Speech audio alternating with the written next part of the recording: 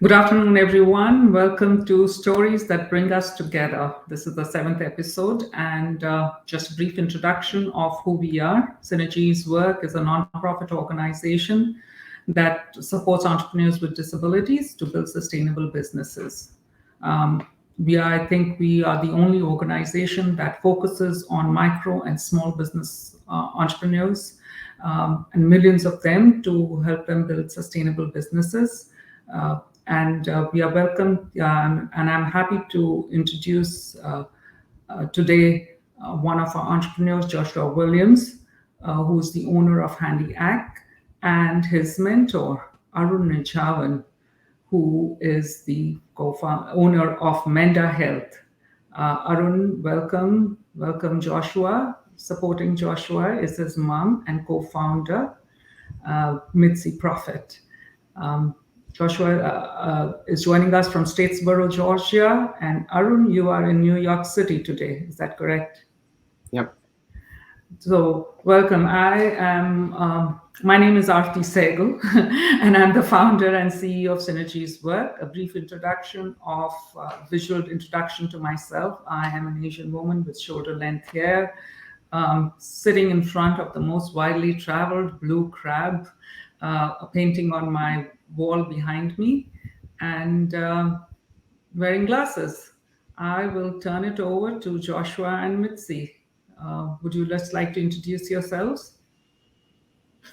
I'm Joshua Williams. I'm a 6'2",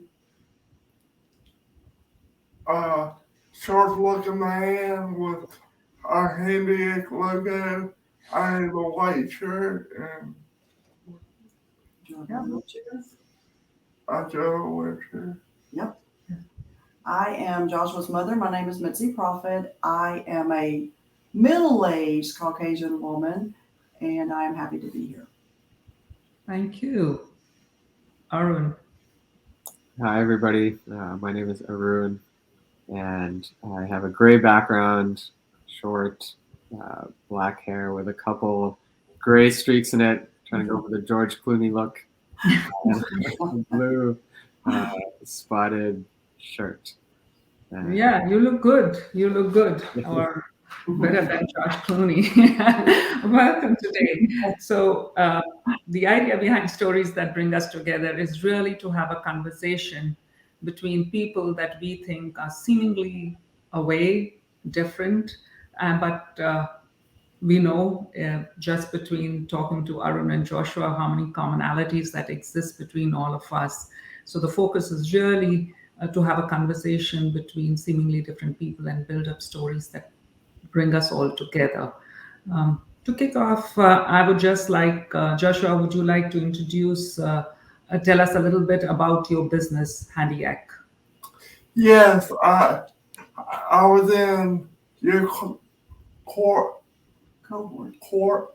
uh, Go ahead. cohort, the, you might know. No, go ahead. So go back to 2020. Go back to 2020. Okay. I graduated Georgia's Go Blue Blue University in Statesboro, Georgia. I after apply no, after graduation I have applied to 100 jobs. They could not hire me because I think because of this. Okay. Right. So I So, think yeah. So as many conversations with my mother. We linked you up with Artie, And then you linked me up with Artie. and then what happened? It exploded. That's right. Yeah. So HandyAct. So what does HandyAct do? We provide, we do audits. We do audits of small businesses here locally. Right now, We want a franchise. Okay, so when you go into a business, what do you do when you talk about an audit? Okay. We What do you do when you go into the business? the structure, You drive your chair in, you see if you can maneuver the business. maneuver the business, And what's the second stage? Sensitivity training with sensitivity training with the employees, which I've done. you just finished one yesterday. We just finished one yesterday. I have a third customer in LJ. That's right. Okay. So it's a physical audit of small businesses in and around South Georgia at this time. At this time. Awesome. Arun, I know you're a founder of Menda Health, and it's a very interesting and a fascinating space to be in. I'd love for you to share something about that organization. Sure. Well, kind of like Joshua, us entrepreneurs, ideas are usually born from personal struggle.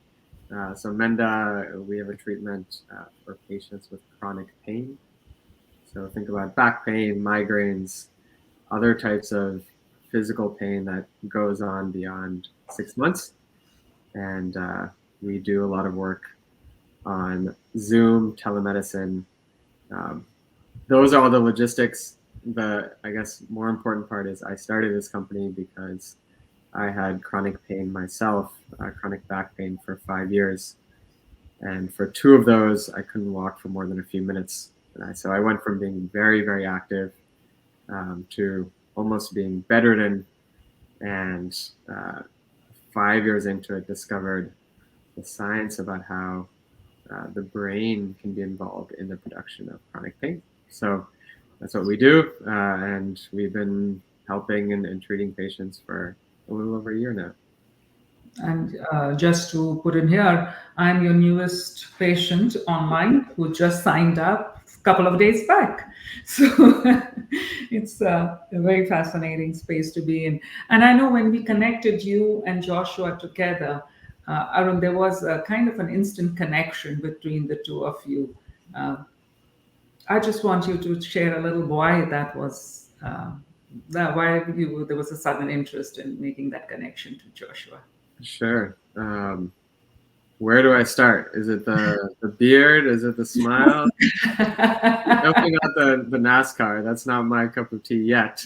I learned from you guys. I have, I guess, a unique inspiration around this space. And when I first met Aarti, I really felt connected to Synergy's work in this organization because I have 2 brothers who are amazing people, and I'm very close to them. They've been an inspiration in my life in many, many ways and different reasons. And both of them have disabilities. And so I've actually just, in my mind, thought over so many years, what can I do to support in this space? And when I heard about Joshua and what he was doing, it just immediately got me excited. And little did I know that between our first call and second call, I would get even more excited when these guys are talking about having 6 customers coming their way. Didn't even know what was coming in these conversations. So it's been really fun so far, even since then. So Joshua, what about you? What got you excited when talking to Arun? And I know that it's a new relationship, but already you've had 6, 7 conversations in this short span. He accepts me of who I am, which I struggle with. I have struggled with in the past. And we go through processes, and he breaks it down like a teacher. He breaks it down like a teacher. Yeah.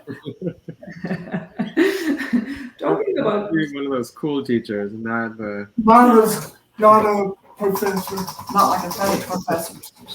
Oh, is he a cool teacher, you said, or a school teacher?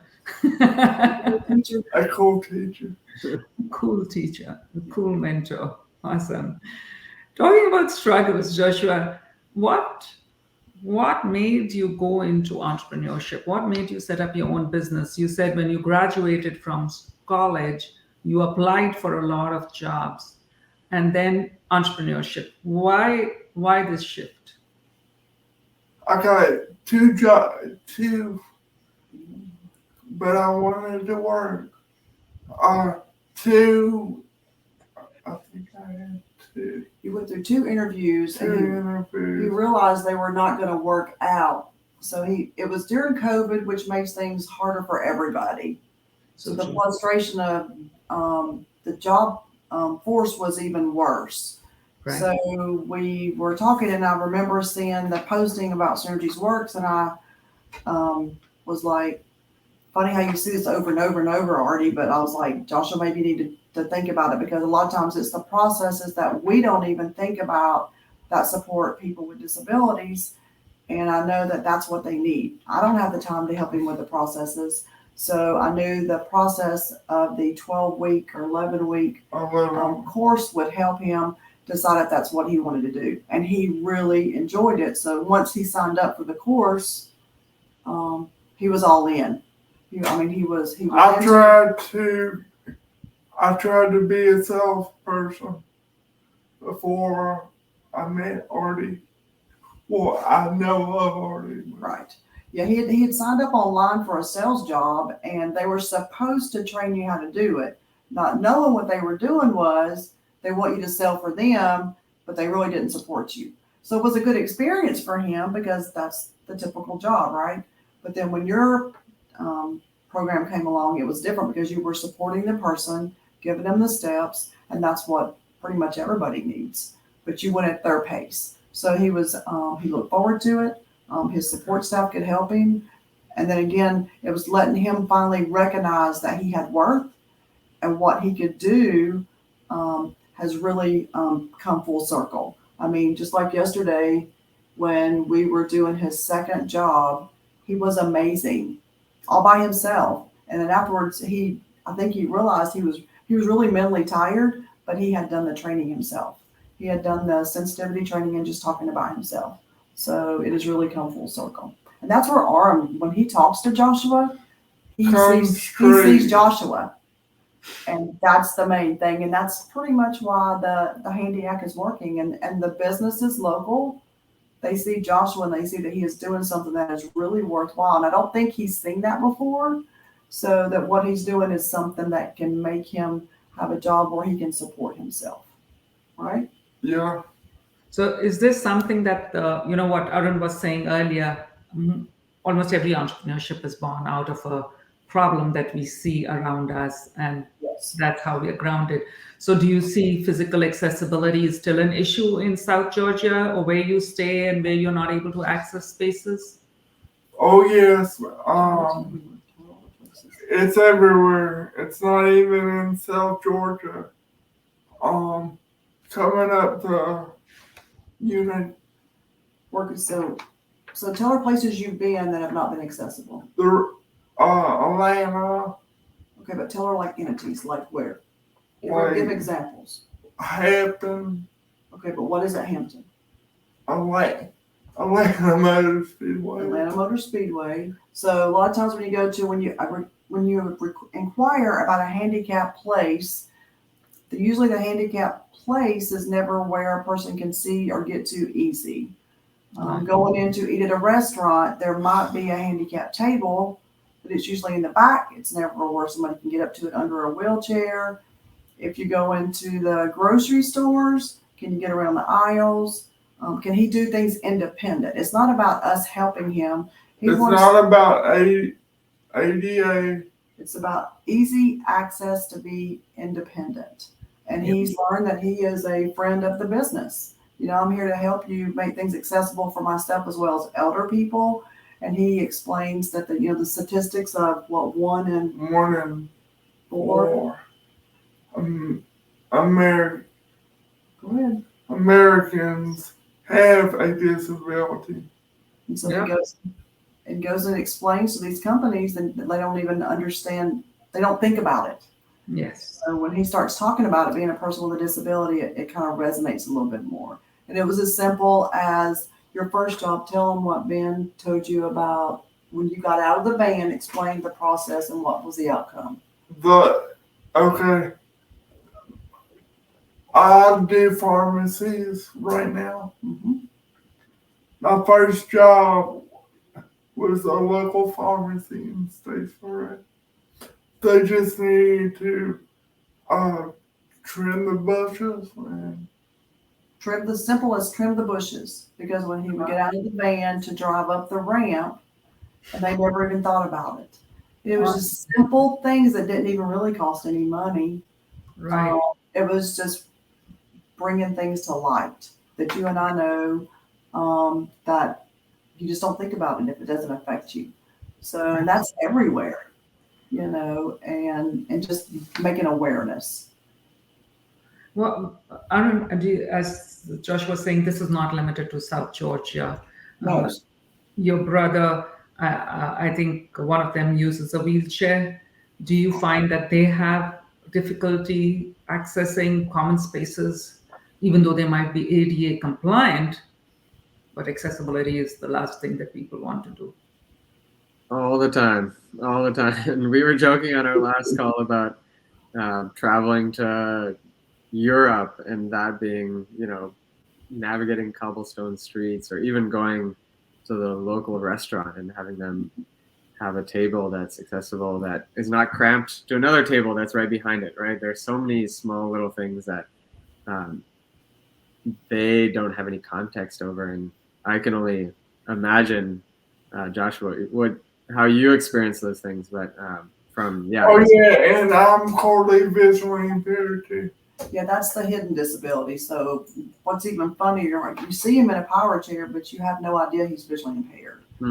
So it's almost scary when you watch him drive. He can drive, but he's going to drive on the side and has no depth perception. So again, that hidden disability that we know a lot of people already have hidden disabilities. Yeah. That makes, sounds when you go in places to eat, touching things, noises, touching them. So we really touch on that when we're doing the sensitivity training, that you really need to be more aware of people. And like Joshua will talk about, staying in his hula hoop and don't touch him and don't touch his chair, because that's part of him. Yeah. And just letting him also be okay with himself. That's been the biggest push for him, to talk about himself, because when you've been in special ed all your life up until 10th grade, it's that containment. So it's funny how this has really brought him out of what he was in to be accepted into the world. I did not want to, before Artie, I did not want to work in special ed. He didn't want to work in the disability field, Artie. So he gives you to that. He really thought, because of the stigma, Yes. he always wanted to do something else, because in his dream world, he wanted to work on the radio because he didn't have to be seen. That's really big. I mean, people don't really understand how big that is. His dream was to work in NASCAR, to be on the radio, because you could hear him, but you couldn't see him. So now he's front and center, and he's doing something that really is his biggest issue, to prove the point that it still is a big issue. So to me, that is like chill bump, big, huge. That is huge. Yeah. That is so huge. And it's interesting that you mentioned that, just because there is that unconscious bias that still exists Exactly. in our society, in our communities, where we, to the extent that what Joshua, you felt that I need to hide myself. Right. And because people are going to judge me because I'm a wheelchair user. And they still do. And they still do. But I said, the more you're out there, you're just going to keep on, you're going to fight it the rest of your life. It's just the way we are. And I'm sure Arm can tell you that as well. Yeah. It's the struggle, and even starting this business. I've told him, and I'm sure Arm is going to continue. Just keep on. You're going to get more no's than yes. We just keep on going. Keep on going. So Arun, just taking it back to this thing, it's very interesting. You don't identify yourself as a person with a disability at all, but you had chronic pain, and that led you to setting up this business, Mental Health. How difficult was it for you? Was it difficult actually to accept the pain first of all, and then to find a solution around it and go out and say, hey, listen, I suffered this, and therefore I am who I am today and doing what I'm doing. Yeah. Interestingly, actually, in the middle of that journey, I was classified as someone with disabilities because I couldn't walk for more than a few minutes. And just for context, that period of time was about 5 years. So it was worse, maybe for very, very debilitating for about 2 years of that. And pretty bad, surrounding that 2-year period. It was very difficult coming to terms with how your body's changing, how that may be different than what the norms are or what other people expect. And part of that acceptance was, I think, really important for me in the journey itself. I needed to come to a place of acceptance before I could recognize that I had some power and agency in that process as well. When you have chronic pain, you are often relying on doctors to fix you or to solve your issues. And what the new science, which I would learn 5 years into it, says is that pain, when it persists and persists and persists, and it doesn't get better with treatments, which is what I had tried. I tried physical therapy, lots of other things. The issue is actually in our nervous system. And I could talk all day about that, but what that really leads, what that led me to was, I actually have some control over this. It's my thoughts, it's my emotions, it's my physical activity, and all those things really led me to taking control of the situation. And after discovering this new science that I'm talking about, it took me only about 2 months to start resolving my symptoms completely. After 5 years. So you can imagine what kind of transformation that created in me. And I've done one company previously. I didn't think I was going to do it again, given, as Joshua and Nancy are finding out, it can be hard, right? A lot of uncertainty and a tough process. But this was something that I really couldn't ignore. And I just kept asking myself, like, why did it take me 5 years to figure this out? And think about all the other people who are on opioids and getting failed surgeries and getting their backs cut up, and it shouldn't be happening. So, long story to say that I had to do something about that. And then when you now that you talk about mental health, and how easy or difficult is it for you to share your story when you are making that connection with the customers or the patients who come through Menda? It's easy for me now. So Joshua, it's going to get easier and easier for you to talk about it. As you talk about it, that difficult experience becomes an empowering thing. Yes. Right? Because it is our power once we actually can figure out how to dance with it versus making that an adversarial relationship to what we've been through. With that said, I don't always talk to people about it. Yeah, I didn't know about it until recently. Yeah, and other people who have pain, for example, it's a very personal thing. And so for me to say, I went through this, I know exactly what you're going through, is not necessarily true. People have a very personal relationship with their bodies and their experience. And so I share it when it's asked for, and it can maybe help someone think about it in a slightly different way. Yeah, I hear you, because pain is so personal that you don't talk about it. Like, I know it. Because going through the pain, it doesn't make sense to say, I know what you're feeling, because actually it's unique to every individual. But I think owning what you said, accepting the story and why you started this business for any business owner is extremely powerful, and it becomes almost like your superpower and the differentiator in your business as you go from increasing your business and expanding your business. Yeah. So you also mentioned something, Joshua. I just want to hear, what are the difficulties that you have faced in setting up this business? money, challenges. What did you say? money. Money. Money. I hear you. It's so important.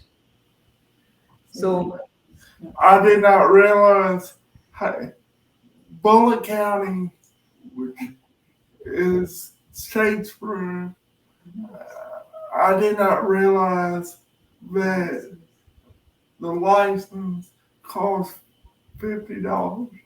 Everything added up, all the steps, waiting on stuff. Waiting on stuff But you're getting through it. that I'm getting through. And I'm so proud to say I got my license and I am on my second job. That's right. awesome. Which license have you got? Tell us more. The business license. Yes, the business license has been incorporated and you got your business license. Awesome. Are you part of the Chamber of Commerce, the local Chamber of Commerce? No, but I'm going to the Rotary, which is for small businesses To speak to them. to speak to them. He was invited to come to the Rotary in September, which is a really big honor in this area. I think you have to be sponsored, so he's going to do that. And his first customer, which is Ben Ross, is the one that's been a really big, important person to help him down here to get into doors that would have probably been hard for him otherwise to get into. Awesome. So you've had some, I heard Arun mention that you had some early successes, 6 clients in how many months? 2. 2 months, 6 clients? Mhm. Awesome. This is really worth celebrating. So what's the secret behind this success? People believing in me like you already are, like you are, Ben Ross, talking to their coworkers about Handy and what I do. So what's going on? So people, So Ari, how did you get in? How did you meet me and how? Who did you go to in the beginning? how did I meet you? Now, who helped Arm in the beginning when he started his Who? business? Yeah. Arun. Oh, so many people. Don't forget the mothers and the fathers and the teammates. Yeah, I have a team, so it's really a team effort, and I have 2 co-founders who are both amazing, and they're the ones. I mean, we all keep each other motivated and grounded and focused. And then, as they say, it takes a village to raise a child. Well, it does take a village to make any headway in a Yeah, so Yeah. true, so true. It's a team sport, as we say. It's Yeah. people matter to get your business successful. Definitely. So relationships matter. We have a question here for you, Joshua, from the audience. Okay. What feedback do you get from the businesses after you complete audits? We're starting to do a survey, which aren't suggested. Yeah, what did he say? Say that again.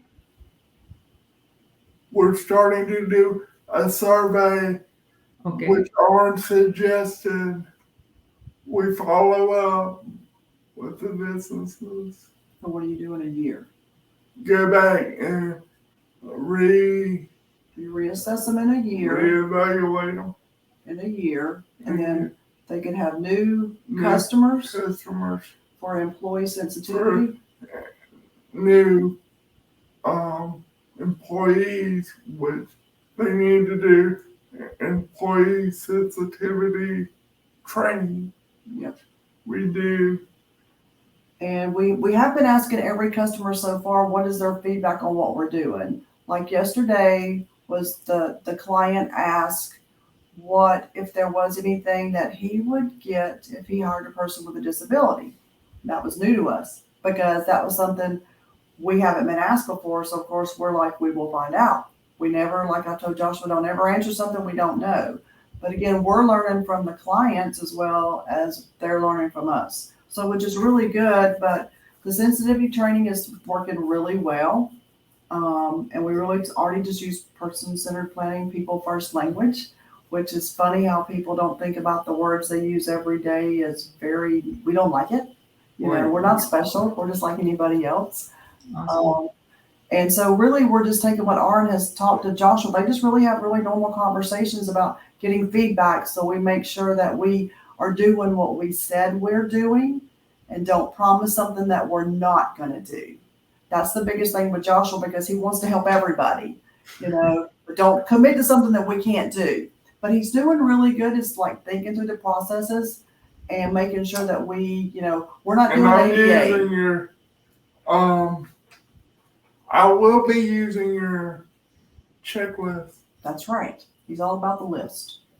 Yeah. So is it the positive feedback you get? Do the clients come back and say, "Hey, we love it," or is it like, "Oh, we don't want to do the suggestions that Joshua was telling us"? We've not had any so far negative feedback. The two that we have just completed, some of the stuff is expensive for the companies that that from the assessment, but we go the extra mile and do the legwork with Joshua's other staff that we find the companies that do the door work. We find the companies that help with the automatic doors, doing the electrical part to change the lights, do the painting on the sidewalks, give them stuff for we do the little nitpicky I have stuff. a friend that I went to high school with. He's a construction. He was a football player, and So he's learning to pull his network. I'm learning to pull a network already fixed the year. Thanks to We have Art. another comment from our audience, Margarita Maddox and Scarlett, who have said that some people in the public don't know that the future hold for them. Access will benefit us all. Exactly. Under ADA, some businesses don't want to spend top dollars to updates, but medically, I'm in the crisis of dealing with treatments for cervical dystonia due to insurances. Yeah, that's such a valid point that sometimes you think it's a lot of money, but actually, as you were saying, it can be as simple as cutting the hedge. Yeah, I mean, and even like there's a lot of tax breaks for the companies. So the other person that helps us, Davis, he goes over that part. And a lot of times it depends on how many employees they have, especially the smaller businesses get a better kickback. And we let that up to them. We don't never tell them, thanks to Artie and Sloke and Arm, we don't tell them what to do. We give them all the information. So Joshua really compiles a lot of the information for them to make those choices. And we have given, Joshua will tell them, if you want me to come back after you do any modifications, he would come back. If you do. That's right. If you do any modifications, he would be glad to come back and see if they are up to his certification. So what is the one that you do once they're certified? I give them a certificate And and a handy certification form, which is a sticker. he puts a sticker on their business. Yep, with a score and a certificate. Yep. So, are you planning to extend it to Boston, New York City? We Under Aaron's guidance? yeah, that's what we're saying. We were thinking, we talked to Arm about this. We really think like in the future, we think we can franchise it. We think we have the process down. We can just teach other people wherever. They can take you and I know already the sky's the limit. There are so many parents and people with disabilities that would love this. There's so many things they could do with it, and we're just helping everybody. It's like and it's fun. It really is fun. And what's no better way to have a job than to have something that's fun, right? Yeah. Who would be your ideal customer if you had to pick one?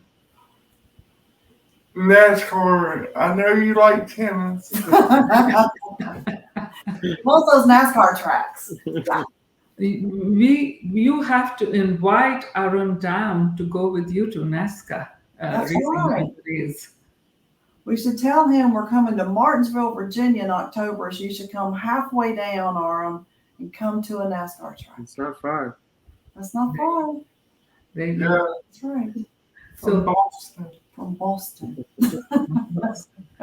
so you think NASCAR can benefit from Handiac?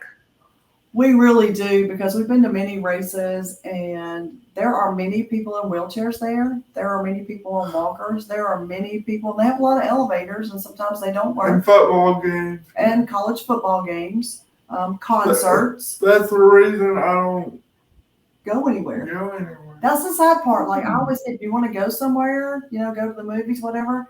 And then he's always like, it's just too much work. Again, going back to why I went to college to be in radio, to be hidden. Well, now we don't go anywhere because it's just too much work. You want to go on a trip, you got this list of so many things you got to call and say. They'll say, yeah, we're handicap accessible. And I'm like, wait a minute. I understand you say you're handicap accessible, but do you have a lip going into the door? How many inches is it? Is the doors how wide? Can you really get into the bathroom? Can you get into the breakfast nook to eat? I mean, it's just that big old list of, and it's not accessible. It's just really sad. It really is sad. It is. But everything stuff everybody does. So yeah. Yeah, that's really, till you are actually living it, you don't think about these, how difficult it is, because sometimes it's not just about being compliant. You have to be. It's social. I mean, it's such a social thing. Yeah. Yep. Kimberly Baker has written, I love this. And she's congratulating you, Joshua. Thank Right you. there. Thank you. Thank you. Arun, where do you see this business for your mentee, Joshua, going? How do you see that? What is the best way for him as he gets rooted in the business? How do you see it growing? Do you think there is a potential there? Yeah, of course. That I think goes without saying. The first question that I asked these guys when we first met was, "What do you hope this becomes?" And I'm really here just to be in service of that as much as I can. And both Joshua and Mitzi were talking about wanting to quit their jobs and have this be full time and just bringing that kind of energy. So that was really exciting for me. And it's, they're talking about getting in with NASCAR and getting into the dollar stores and all these huge, into Walmart and all these huge big box, retailers that really need this. And so one step at a time, but I think the sky is the limit in terms of where this could go. So I get excited by those things, but also you got to enjoy the process and the pharmacies that you got to connect with, Ben and others are just as fun as thinking about what the possibilities are. So true. I have a question for you, Arun. We know that Joshua likes the NASCAR cars. What do you do outside work and mental health? What do I do outside of it? What are your other interests?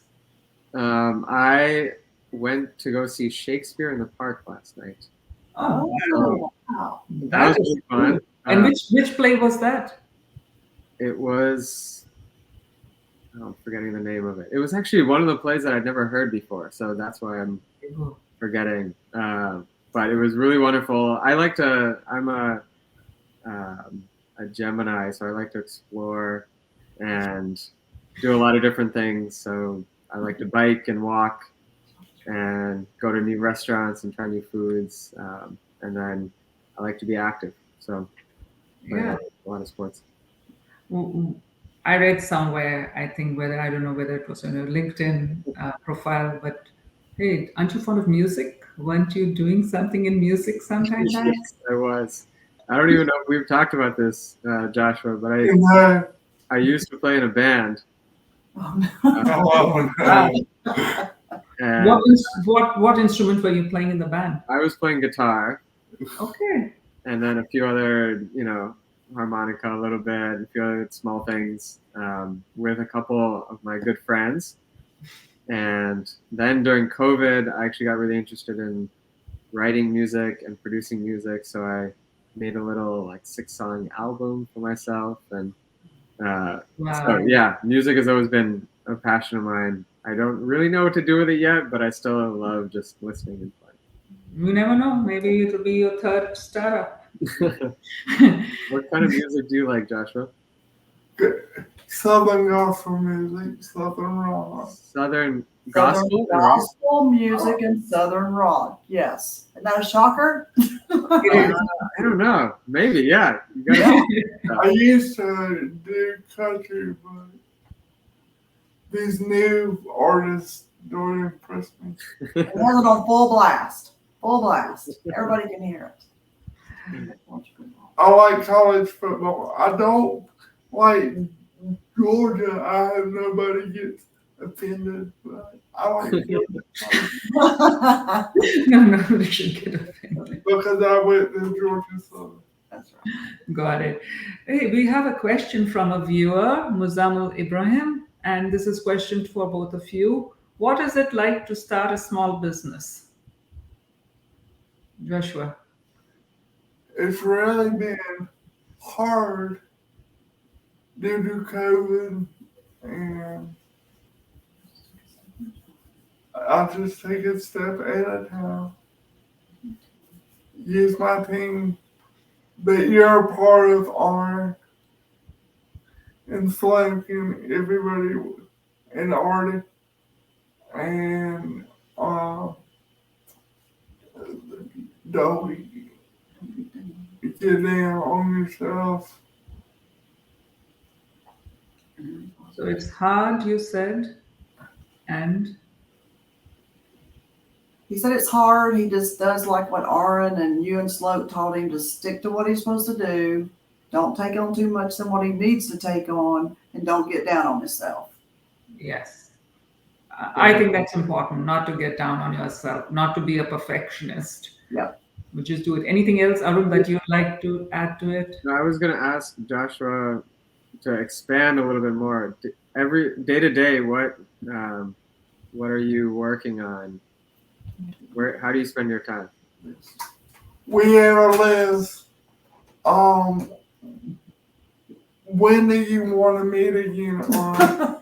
He's already on that list. Yeah. Joshua's very auditory, so we definitely keep him on. He's involved in every step of the business, which is really fun for us because he should be. And it's been a big hurdle for him because he thought he had to do everything.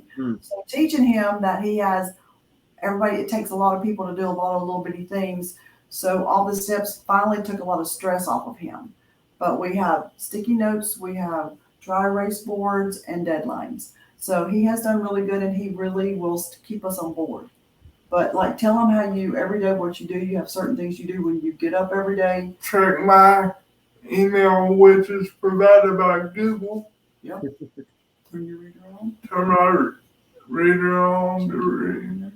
Check my calendar. And keep my staff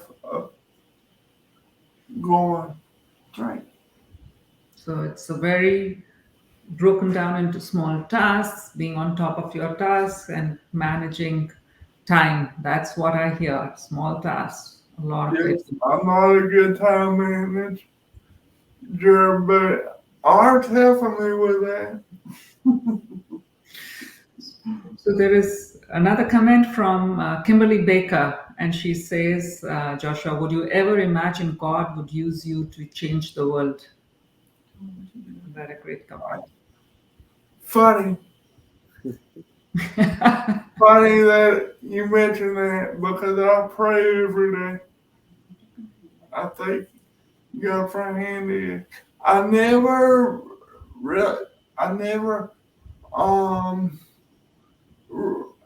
And I joined a local church, but it's not. Finish what you were saying about I never imagined. I never imagined how big this will get. I pray every day for my next customer. You're working hard for it also. So this is really good. Anything else that anybody else has to suggest? Otherwise, I would just like to wind down by, there's a real question here. What is the first step you consider taking in your first phase of starting a business? First step that you should take in starting your business. Really listen to Artie and Sloak and I love that. Yeah, listen to Aarti and Shlok. That's a good idea. if you're a person with a disability, sign up for the what is it, 10-week or 11-week course. It's free. All you gotta do is pay for your licenses and they'll walk you through it. I couldn't have asked for a better plug-in, Joshua. Thank you. He remembers what he wants to remember. All the good things. I'll That's take it. That's But right. to answer this question that we have, Arun, would you like to suggest what should be the first step in starting up a business? I would say it's like jumping into a cold pool. You can count down as many times as you want, but at the end of it, you just have to jump.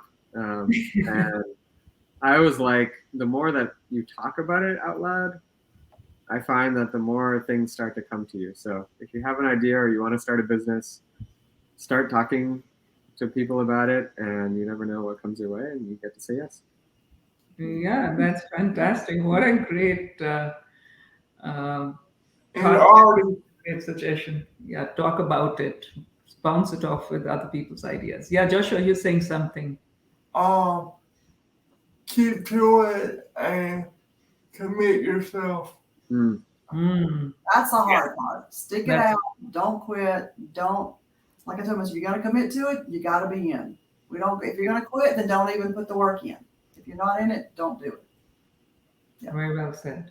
This is- Joshua, I have a question for you if we have time for one more. Okay. Yes.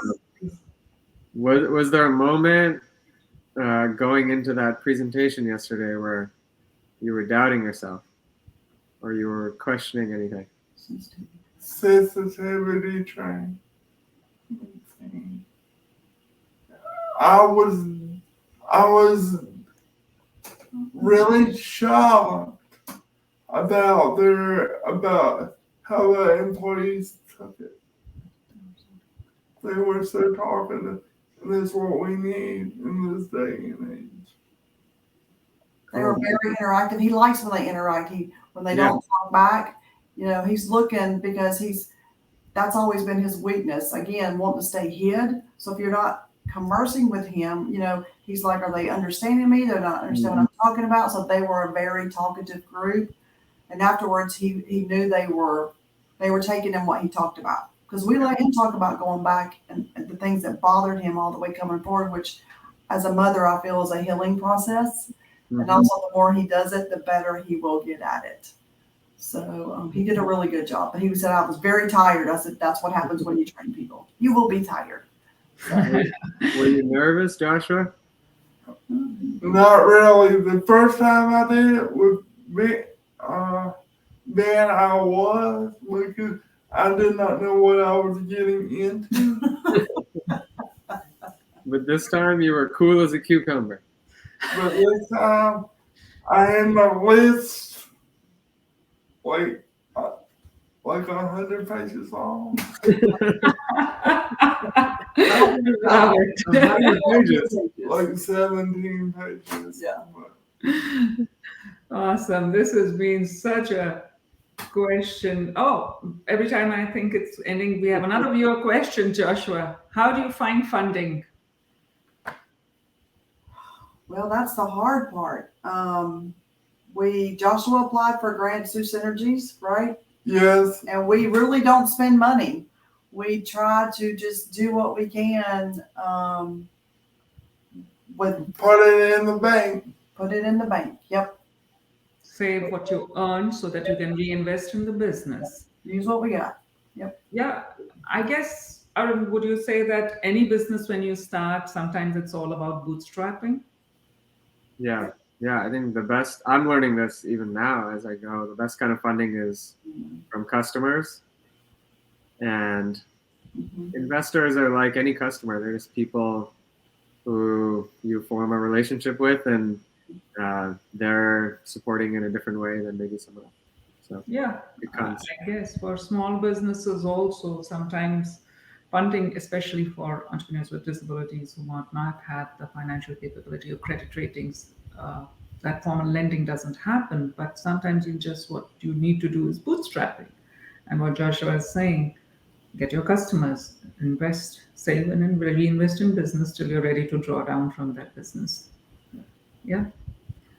Yeah. Any last more questions from the audience or from any one of you before? Okay, here we go. Another one. What's some advice you'd give to future entrepreneurs who have physical limitations or that aren't as able-bodied? Don't quit. Do what you can do. Everybody can do something. I was watching a funny US that I was watching a center before today. I was watching a synergies one that brings us together, and from the previous from the previous the first one. Okay. Finish up.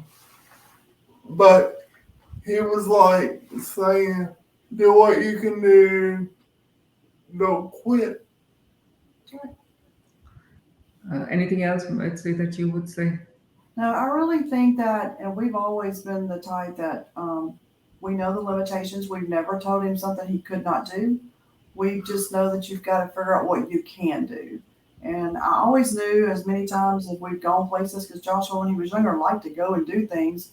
It became to where he didn't want to go because of the limitations that, well, let's figure out what you can do and you can enjoy it. So I hated seeing him staying home to becoming a hermit because of the physical limitations.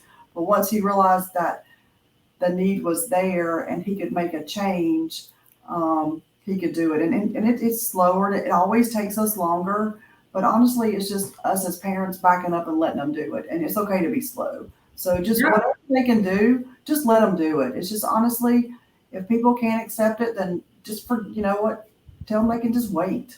You know what? Life is too short to worry about other people. Just, it takes us longer to go anywhere. And I'm sure, Arm, when you go to eat with your brothers, people are staring. It takes us longer to order food. We might be making a mess. We don't care anymore. The worst story I can always tell people is we go somewhere to eat and they look at me to ask him what he wants to eat. And I'm like, can you talk? Hey, what's up? Talk to him, because I really get to where my humor is bad because, again, we're in 2022. Just let this, Mitzi. What you're saying is so true. Yeah. Just focus on, take your time, accept who you are. Everybody can do something. Not on what you cannot do, focus on what you can do. And that's right. Just do it. Just do it. Exactly.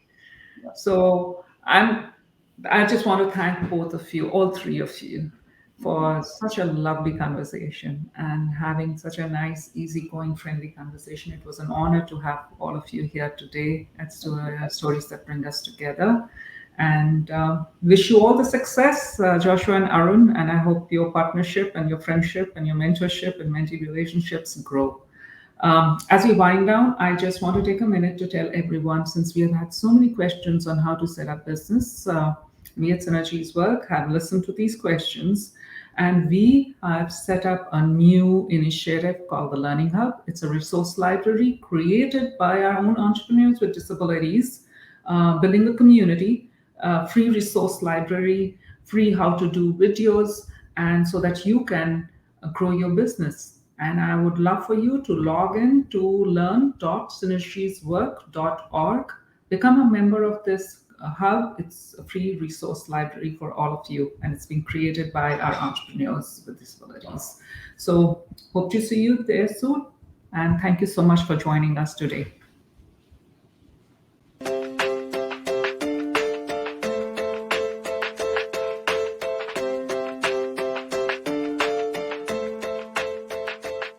What's up? My name is Jasmine Duffy. I'm the proud owner of Blinded by My Ambition, LLC. I'm an audio engineer, producer, as well as a spoken word artist. Hi, I'm Angad Sehgal. I'm founder of ChaiOT. Hi there, my name is Daniel Abity. I am the founder and voice actor of Vivid Vocals VO, a voice for every story. Check out our other videos in the Synergies Work Learning Hub for other advice on how to grow your business.